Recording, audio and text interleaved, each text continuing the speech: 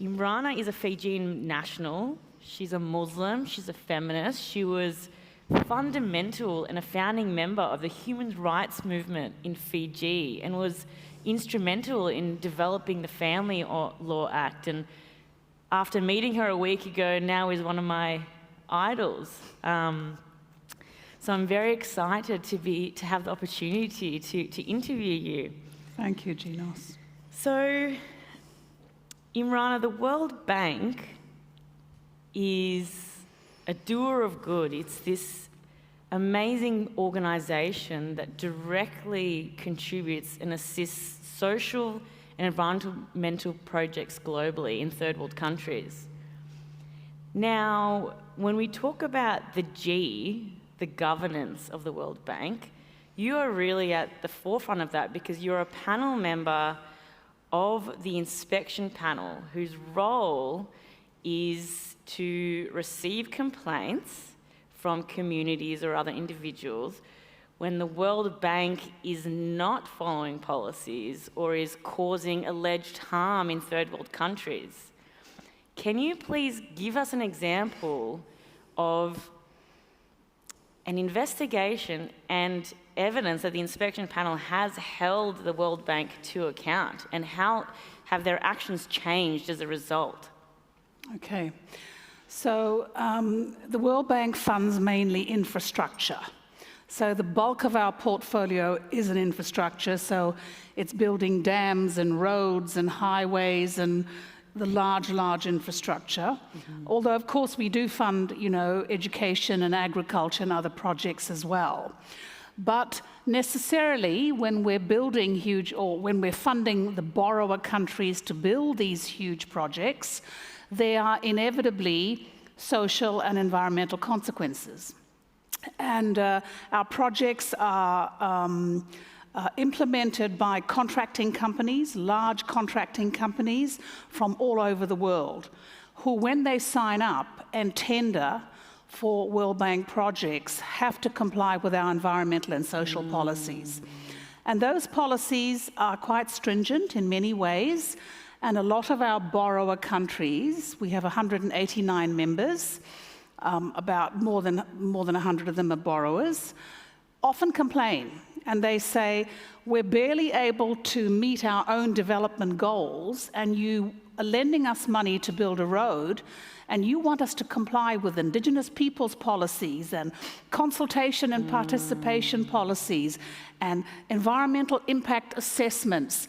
You lot have built your countries without any of those kinds of restrictions, and now you expect us in the developing world to comply with all of that. Having said that, you do not get a loan unless you sign up to these policies, right? So inevitably there will be problems and a lack of implementation and so on. So the inspection panel is a 3-member inspection panel. We're the complaints tribunal of the World Bank. So if we're building a road in Uganda and we displace people in order to build that road, the communities that we displace are entitled to complain to the inspection panel and say the World Bank did not comply with this policy and the World Bank did not comply with that policy. So about 3% of our projects receive complaints. And, we have, of course, a massive portfolio. And from the beginning of COVID to now, we loaned $276 billion. So that's a lot of money, and a lot of complaints come out of that. So, for example, I'll just give you 2 examples. So we investigated a massive dam project in Uganda, where we had obviously contributed to the building of the dam. We entered into an agreement with when I say we, I mean the World Bank management, entered into agreement with the government of Uganda that we will provide a biodiversity offset to compensate for the loss of environmental, to compensate for environmental harm. And we entered into an agreement that said there would be no development in this particular biodiversity in perpetuity, which means, in layperson's terms, forever. So the Uganda government signs off, and the World Bank builds a dam, and we go back to Washington and we pat ourselves on the back. 5 years down the line, the government of Uganda enters into a contract with a massive international private bank to build another dam around the bend of the Nile River, the White Nile, which will flood the offset that we've spent a fortune on developing. So these are the kinds of problems that come up. So that's an interesting example Yeah. of how the government in Uganda has breached that agreement with the World Bank. So what about when the World Bank hasn't complied with its policies? yes. And does the inspection panel report back to it and hold it to account and say, you Yes. haven't complied, and how are you going to fix that breach? Is there an example of... Yes, I was Yes. just so you know, what do? The situation has been created. So we investigate. We say the World Bank did not supervise this project to make sure that the commitments were implemented, and therefore the World Bank now has to work towards developing an action plan to provide a remedy. But the offset is already flooded by the dam around the corner, around the bend. That wasn't so. What we can do in that situation is very limited. We can compensate the people who've been displaced further as a result of the World Bank not supervising its commitments. Remember, the World Bank hasn't done the harm itself, but we are responsible for supervising those agreements so that they are complied with.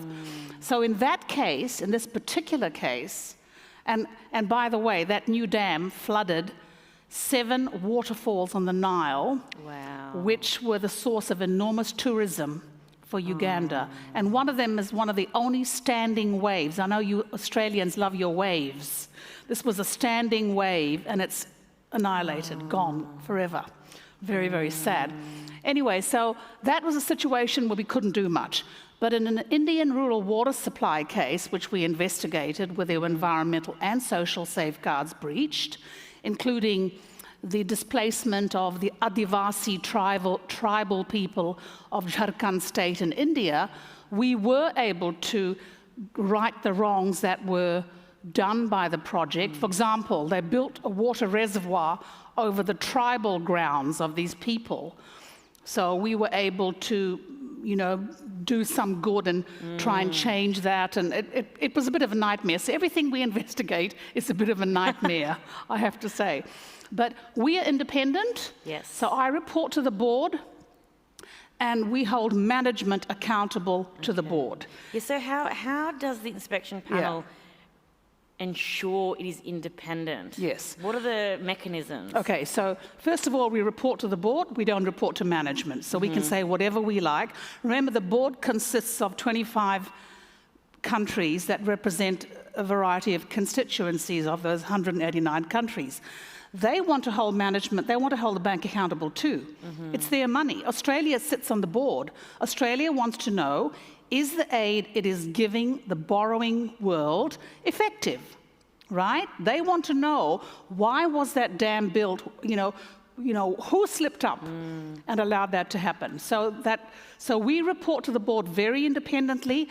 Also, it's a non-renewable term. So I'm appointed for 5 years, and I'm not worried about renewing my contract.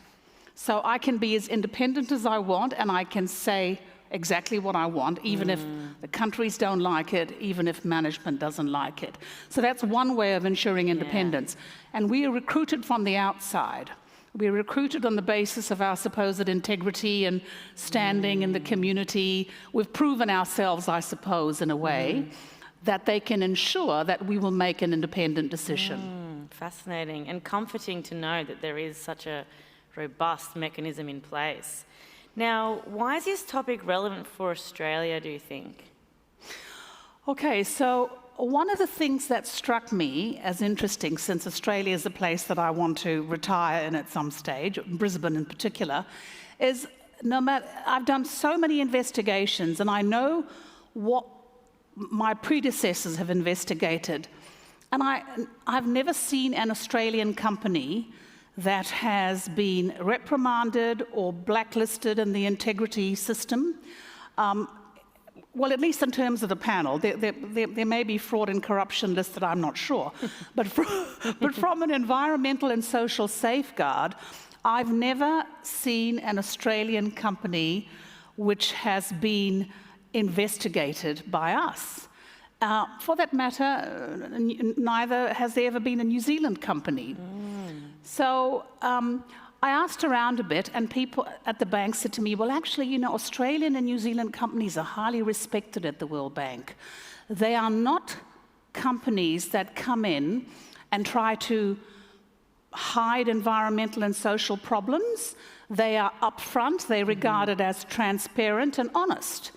And you know, I was quite proud of that. I mean, I sent my children to come to boarding school here when the military coups happened in Fiji, because I wanted them to come in advance of us and make friends and meet people, so that by the time we came, there'd be some networks already through our children.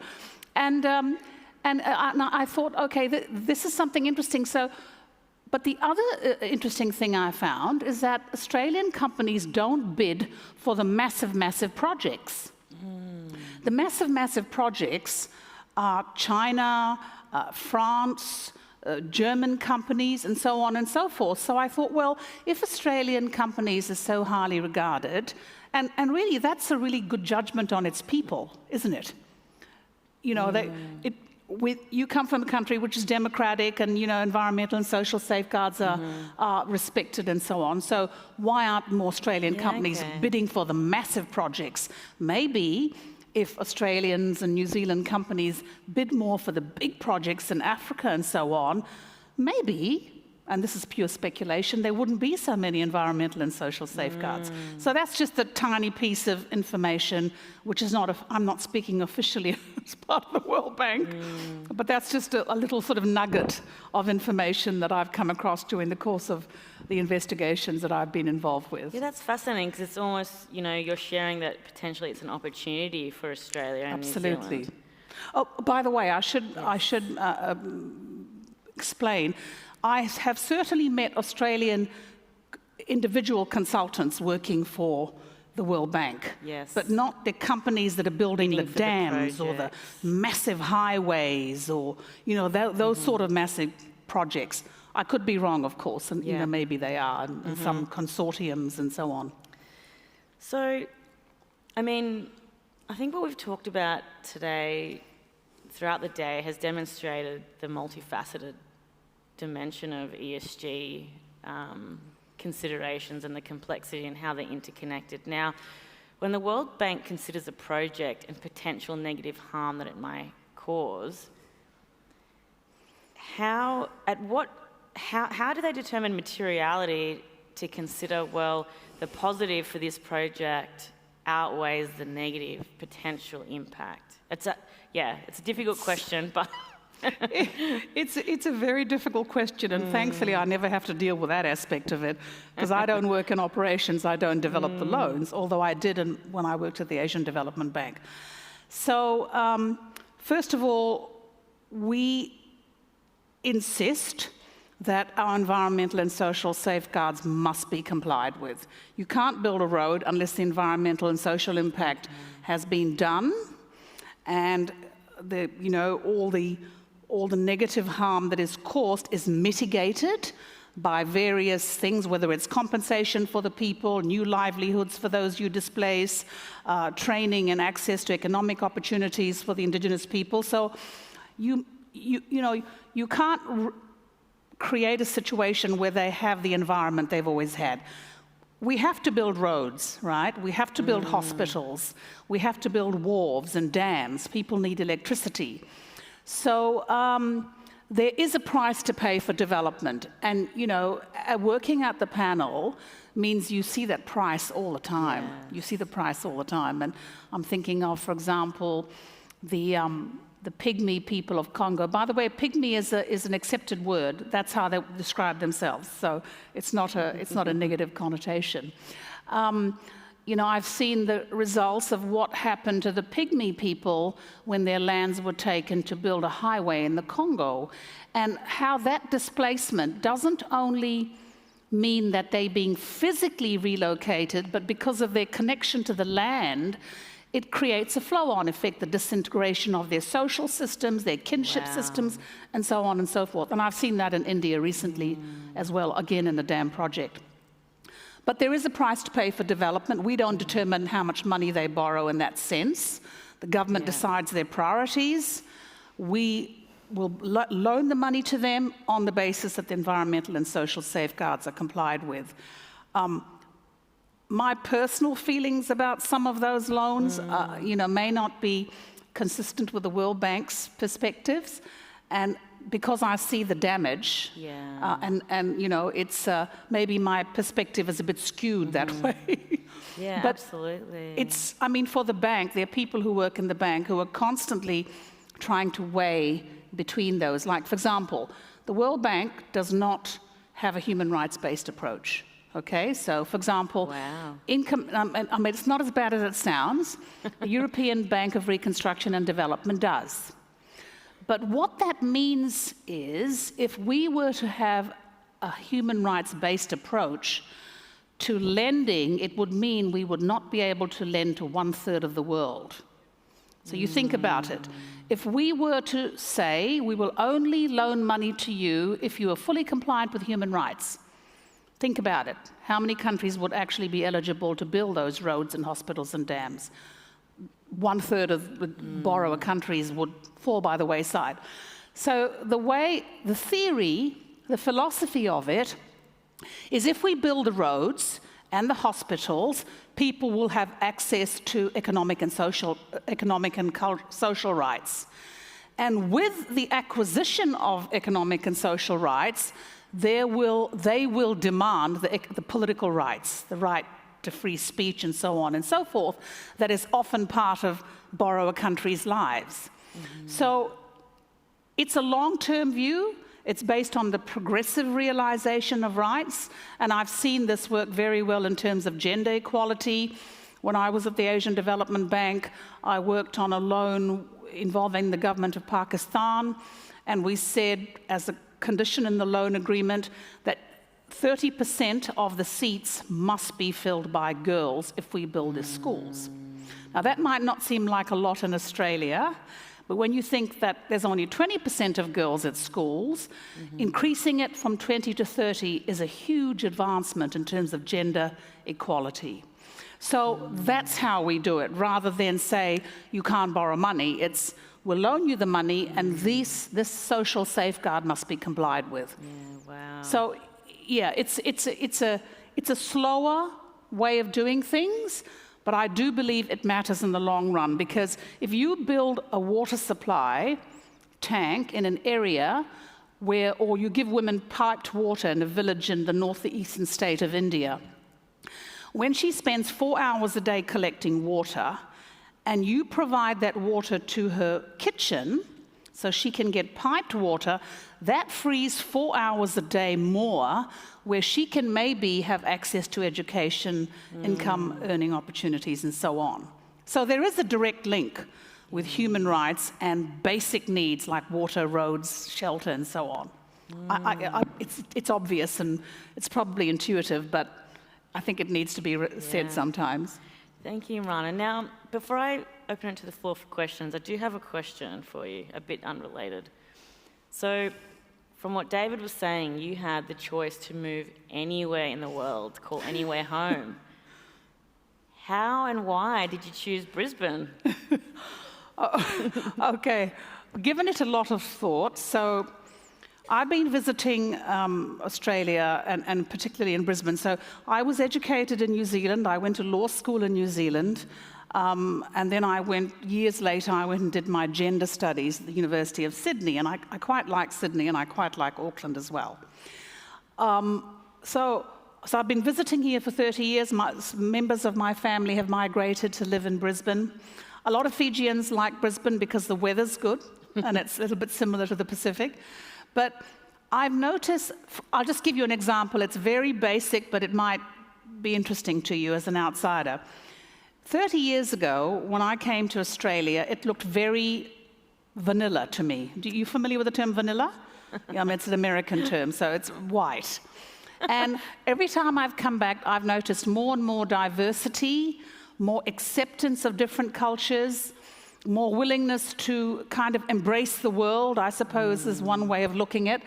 And I really like it. So I thought, well, if I can have the good weather, plus the diversity, because with diversity also comes interesting conversations and, you know, the sort of stuff that we all want in our lives.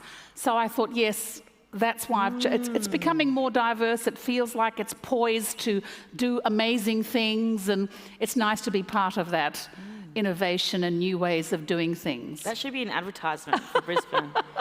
They should employ me. Tourism Australia should employ me, not, what's her name? Rebel Wilson, who came to Fiji and said, come to Fiji. I should be the person in Australia doing that. Absolutely. So I'd like to open up to the floor if there's any questions. I didn't see who went first. You're going to have to make the call.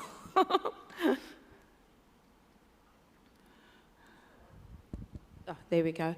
Hi, Imrana. One of the things that you keep touching on is, I guess, the provisions that you put in terms of lending the money around what social safeguards should be put in place. But you also talk about the difficulty from an enforcement perspective. Do you have any statistics or any information that you can share about what is the correlation of that? So I guess from sort of my perspective, there's a lot of things that you can put on a piece of paper in terms of achieving the ESG goals, right? But what has that over time actually translated to? Because when you gave the example of the dam, and you talked about, you know, in that instance, there was pretty much nothing that you could do in that perspective. So I guess I'm wanting to just get a sense of when these provisions are put in and the money is being lent out to a country, yes, you can go and audit, yes, you can go and monitor, but what is the correlation between what actually gets achieved, like with the 10% increase in, you know, that gender equity for girls? Does that actually then get realized? And are those statistics that you keep in terms of knowing that these countries that are being invested in, there's a lot of, I guess, issues around poverty, a lot of issues around other things that do impact the achievement of that, even with the best of intentions. And coming from a third world country myself, that is continuously... Borrower country, we never say third world. Borrower country myself, that is consistently getting World Bank funding for X, Y, and Z. We understand what those conditions are, but we don't see an element of how that actually gets enforced. So I'm just wanting to know what the correlation is there. Okay. I hope my question makes sense. So that Uganda dam case was unusual in the sense of it was a fait accompli. It was so hard to try and undo that, right? But in the other cases, we are always able to do something. Another example, unfortunately from Uganda, but I'm using it because it shook the World Bank to its absolute foundation. So there was a road transport project being done in the rural parts of Uganda. We got a complaint that girls, young girls, were being raped and sexually assaulted by contract workers, overseas, from the overseas company. So in our system, we have to give management an opportunity to address it before we can fully investigate. The management of the World Bank. Management of the World Bank, right, sorry. Okay. Management of the World Bank. So, you know, we're the tribunal, this is the management, this is the board, and those are the contractors. So these are all the parties we deal with. Contractors, management, board, and of course the staff. Staff come into management. So management sent a team of people from the bank out there to see if it was true. So there were allegations of a variety of environmental and social safeguards, but ones that we were used to. Not this. Right? This was the first time in any international bank this had ever been alleged. So the staff went out there, they called a village meeting, and everybody came to the meeting in this village, and they said, we've heard that the girls are being raped by the employees of the contracting company. Please stand up and raise your hand if you've been a victim of sexual assault. Oh my goodness. So you see, so even the World Bank can do really silly things. I mean, terrible, really. They could have, for example, sent a gender expert out there, right? But they didn't. They could have sent, you know, rape crisis counselors or whatever. We have access to the best talent in the world. So then they said to us, well, this is nonsense. This NGO, Joy for Children, is saying that girls have been raped, young girls, the youngest was 9. It's not true. So we got the experts and we went into the thing. We did very sort of quietly sensitive interviews, talked to the girls' mothers, talked to a whole lot of people. And of course, the sexual assault was rife. And there were babies being born that didn't look like Ugandans as well. So that was like a dead giveaway, right? So, it shook the World Bank to its core, and the president was forced, it was President Jim Kim in those days, was forced to acknowledge it because we provided an independent report and we didn't we didn't mince our words lightly. We were clear about what had happened under World Bank watch. So what happened? What were the remedies in place? So management had to develop a management action plan. They hired an organization called Heal Africa. Heal Africa came in and worked with the girls, worked with the communities, sensitized the communities, because these girls shunned and ostracized, right? They are children, they are victims, but they are ostracized because, well, I don't have to tell you all the myths that surround rape and sexual assault. And so those families who wanted to be relocated, we helped relocate them. The girls who wanted to stay in the community stayed. They were helped to go back to school. We were able to do livelihood and restoration training for the community in terms of culture and for the community to change its attitude about these girls. It was a lot of work, but we hired an indigenous organization in Africa to do it, and they knew what they were doing. So the progress reports that are coming out of that situation are very positive. And obviously there's some victims who will never recover, obviously, right? But there's some really good stories coming out about the work that Heal Africa is doing with those girls and the families and the communities. Okay, so, oh yes, that's right, you asked me about consequences. So up until then, the World Bank system only had in place to blacklist companies that were guilty of fraud and corruption. There was nothing in place to blacklist or brownlist or whatever it's called, companies that had violated environmental and social safeguards. So this particular social safeguard was obviously about gender, but also about investment financing. It's about the integrity of the money we loan, right? So there was a huge kerfuffle. 4 years later, that company was blacklisted. And so and we cancelled the loan to Uganda.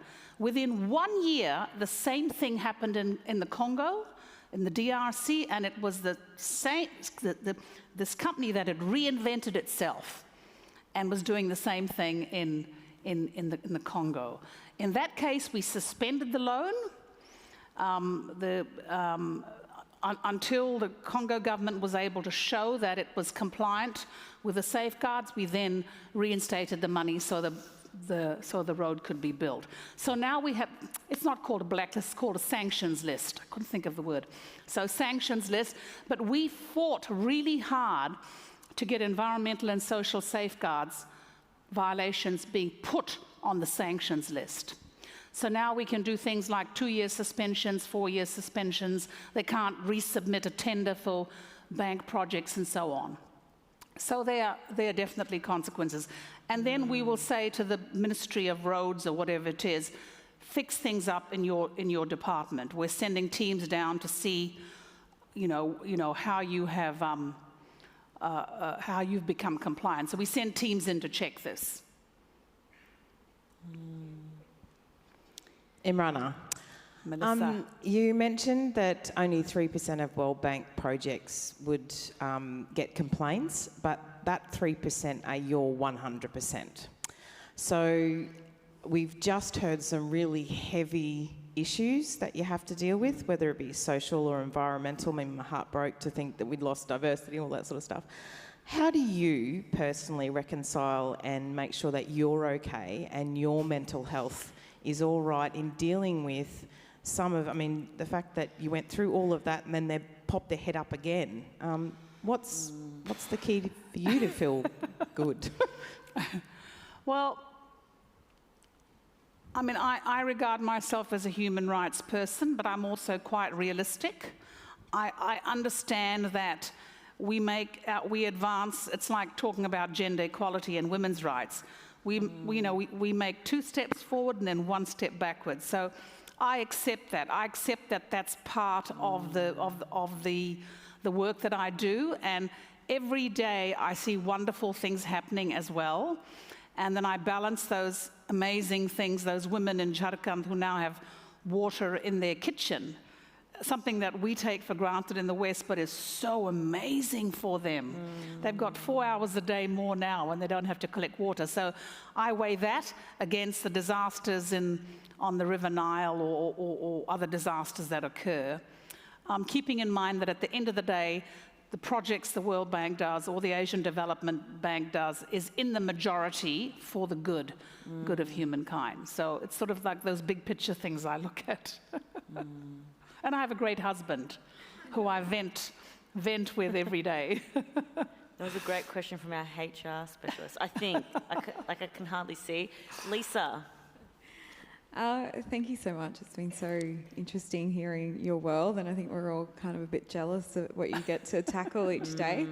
I had a question just earlier in one of the other sessions that Z happened to facilitate as well.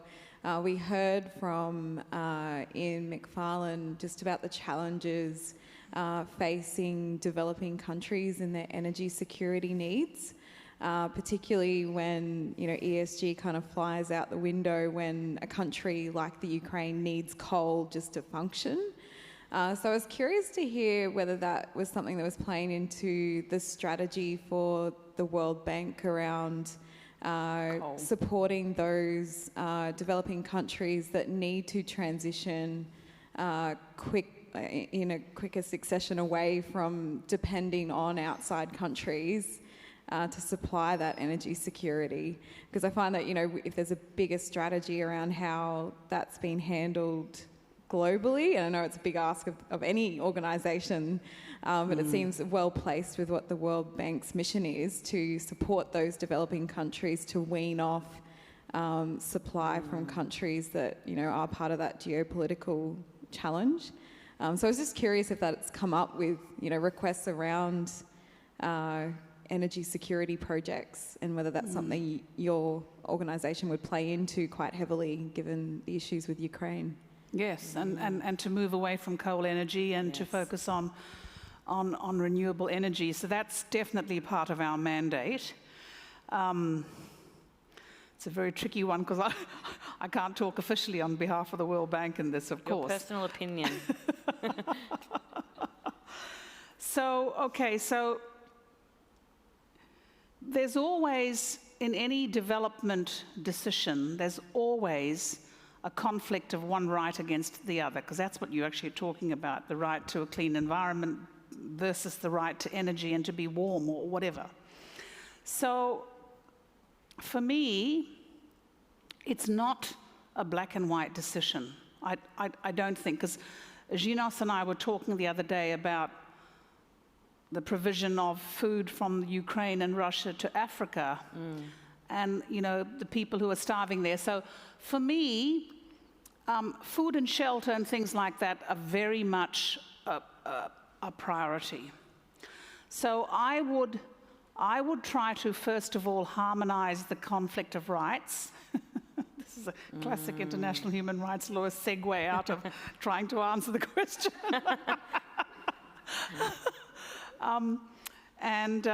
So I would try to harmonize the rights, but at the end of the day, if I had to choose, I would have to choose basic human rights as being critical, which is the same decision the World Bank made, that we will loan money to those countries who commit violations of human rights every day.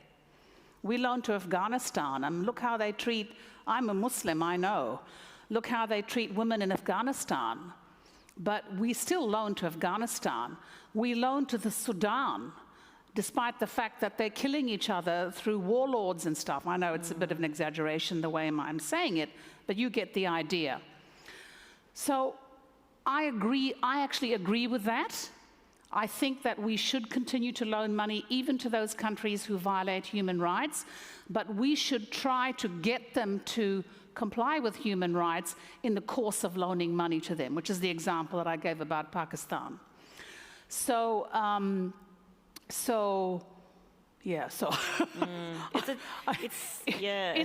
it's a really tough one, and I can tell you one thing: the debate, the question you asked, is an ongoing debate at the World Bank. One of which is people want coal energy. It's the cheapest, it's the easiest to supply. We have a climate-friendly policy. Why can't we supply those immediate needs to people? Why do we have to insist on expensive renewable technology? Because it is expensive. So, these debates are continuing constantly at the World Bank. It's almost like, Lisa knows she helps me with a lot of my sustainability strategy at Cedar Pacific. But, when we undertook our materiality assessment of what's important from an ESG perspective, you almost want, you sit down and you undertake research of your investors, your stakeholders, and those who are impacted. It's almost like the world needs to sit down together and identify the material topics to understand, yes, we need to invest in renewable projects in third world countries, but if it comes between access to wheat and starvation and renewable projects, how do we balance that? How do we have a short-term, medium, long-term plan around that? It's definitely a conversation that requires cooperation and a global materiality assessment. But such a difficult question, Lisa, you've put forward. Was there one final question, I would say, yes, before we end? Well, how lucky for us that you're going to be retiring in Brisbane, and I hope that just means retiring from your current position and not from public life, because we'll take the asset. So David, at the beginning of the summit today, he opened by reminding us about the Sustainable Development Goals, which my interpretation of that is that they really are the best of what's coming out of development. They're based on a systemic, sustainable, obviously, more holistic view of development. And yet, to my knowledge, they're not, the opportunity for strategically mapping how we prioritise the interdependencies between various SDGs.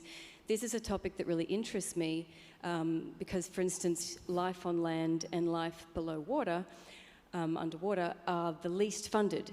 And yet, from a cost-benefit analysis, they offer the most in terms of ESG co-benefits. And yet they're riskier because they're more volatile, they're based around nature, that's harder to monitor, we're not investing in that because of those risks, etc. So when you began to talk about the progressive realisation of rights, my ears really pricked up there, because you're talking about the complexity of the cost-benefit trade-off we need to make in the short term in order to realise more longer-term goals. And so I'm interested in your personal opinion, of course, as to how the World Bank is already or might be contributing to how we strategically utilise the SDGs in terms of how we prioritise pathways. I'm sure that they can be contributing to that conversation, so I'd love to hear your views. So all the IFIs, International Financial Institution, there are about 21 IFIs, and 21 of them have mechanisms like ours, which receive complaints. So the World Bank has a stated commitment to the SDGs. And one thing they do rather well, as does the Asian Development Bank, is in the negotiation of the loans, the SDG goals, 2030 targets, are part of the loan discussions. How does this particular project contribute to, so they actually have to state which SDG this contributes to. So I can't give you a more nuanced answer, unfortunately. All I can say to you is it is part of the negotiations. We also loan money to help people meet SDG targets. And I think all the banks do that now, because all the banks have committed to 2030 targets, right? So it's a rationale for loan, it's part of the loan logic, and it's part of the targets as well. Sorry, so that's unfortunately the only answer I can give you. We can talk later at dinner. Such a phenomenal question. Thank you. Excellent question. Well, what a way to end the day prior to dinner. I should probably check the schedule before I give everybody early marks. But thank you, Imrana, for such insightful stories and sharing your personal views. I think, I think we could all ask you questions for hours and want to learn from your experience. And again, welcome to Brisbane, and we're so grateful to have you here. Thank you so much for your time. Thank you. I'm grateful to be here. Thanks, everyone. Thank you.